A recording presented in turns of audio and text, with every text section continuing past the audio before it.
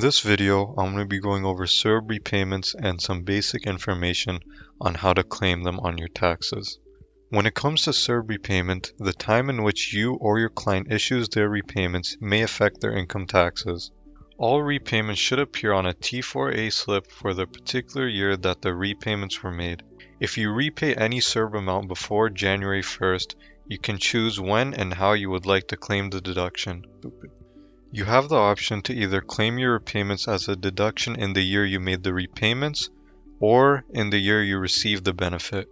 You may also split the deduction between the tax years as long as you do not deduct more than what you repaid.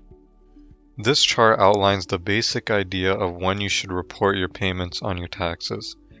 If you repaid in 2020, then a repayment should have been subtracted from your total benefit amount on your 2020 T4A slip. If you repaid a benefit amount you received in 2020, you can either choose to claim the deduction on your 2020 tax return or your 2021 return.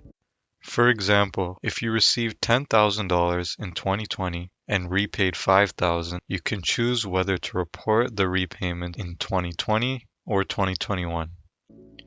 If you repaid in 2021, then your repayment amount will be on your 2021 T4A slip. And if you repaid in 2022, then your repayment will be on your 2022 T4A slip that you should receive in early 2023. You can also choose to split the deduction between your tax returns as long as you keep proof of your payments. You must have proof of your payments if you claim the deduction before you receive your T4A slip for 2022.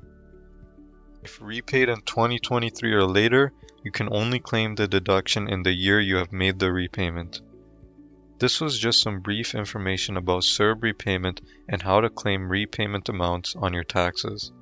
Thanks for watching.